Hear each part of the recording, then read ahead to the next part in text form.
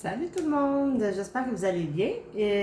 Aujourd'hui, écoutez, j'ai envie de vous parler de quelque chose. Moi, ça fait 1 an et demi, 2 ans que je suis sur la diète keto, puis là, je suis comme saturée pas mal de la viande. Puis lorsque j'en achète, j'essaie maintenant d'acheter de la viande élevée sans hormones et sans vaccin et sans cochonnerie dans le fond.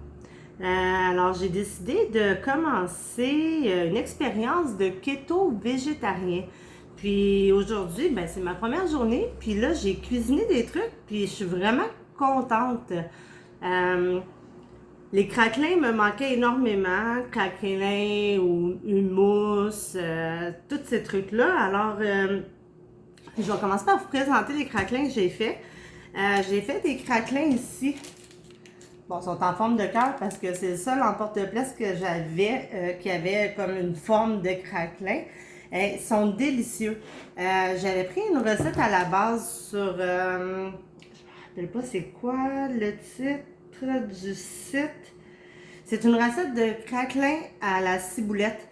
À l'intérieur, il y avait de la farine d'amande, de la crème sûre, de la ciboulette, puis... quoi d'autre qu'il y avait? Ciboulette, du sel. Puis, ben c'est ça. Comme d'habitude, je l'ai modifié parce que j'aimais pas la texture de la pâte. Elle se maniait pas bien. J'ai mis de la farine d'amande, une tasse. Et puis, j'ai mis une demi-tasse de fibres d'avoine qui contient vraiment peu de glucides.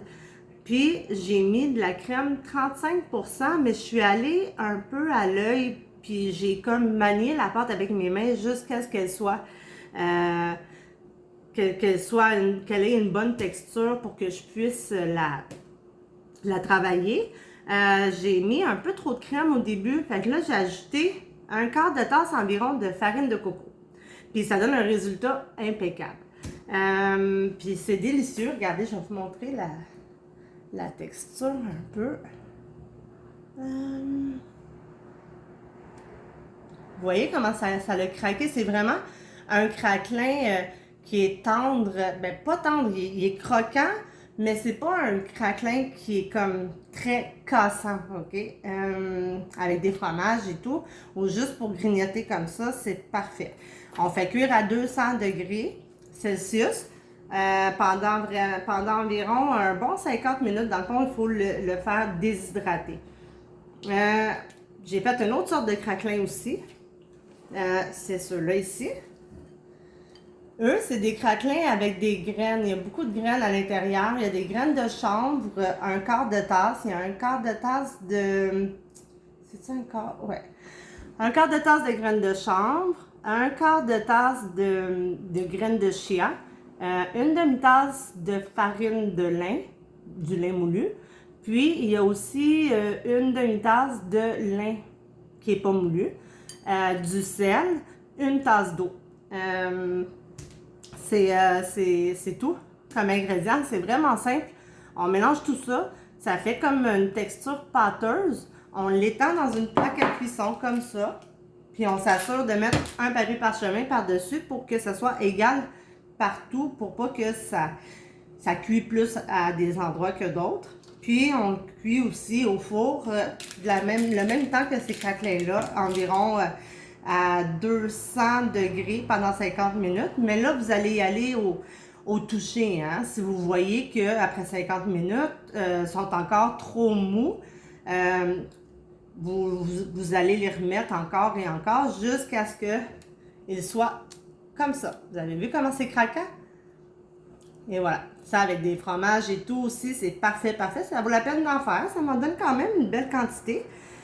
Puis bon, on en a pour un bout parce qu'on se lasse à un moment donné des craquelins. Là. Fait que ça, c'est mes 2 découvertes de craquelins que je vais manger. Checkez bien ça. J'ai trouvé une recette de hummus, mais faite à base de chou-fleur.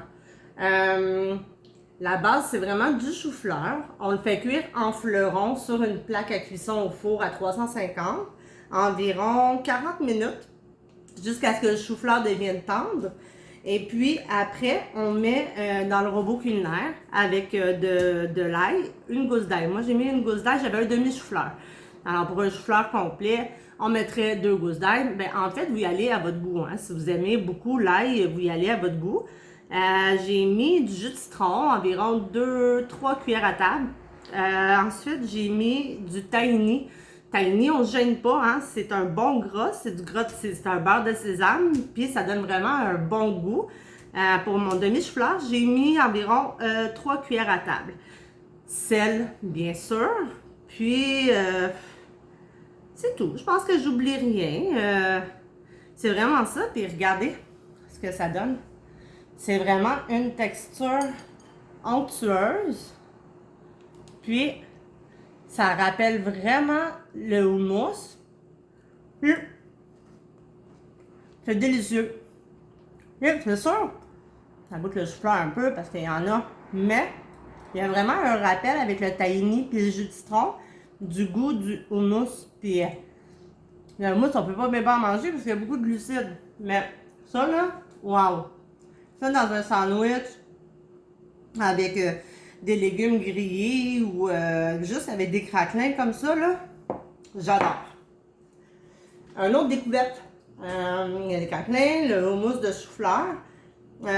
J'ai trouvé du tofu à l'indienne. Écoutez, je suis aux anges, là, c'est vraiment bon. Regardez, je l'ai fait griller à la poêle tranchée. Ça goûte vraiment l'indien, c'est délicieux. J'ai juste ajouté du sel à la cuisson. Je l'ai fait rôtir à la poêle dans beaucoup de beurre. Puis, jusqu'à temps que ça devienne doré.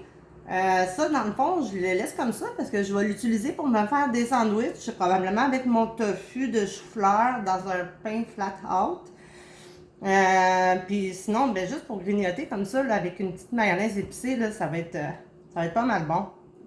Avec la salade de choux. J'ai fait de la salade de choux aussi, tu peux grignoter ça comme ça. Alors, c'est cette marque-là, c'est Fontaine Santé qui fait ce produit-là. Puis, ben c'est ça, dans le tofu, écoutez, pour un quart, pour un cinquième de tout ça, ça veut dire 3 tranches à peu près, 3-4 tranches, ben il y a seulement 2 grammes de glucides.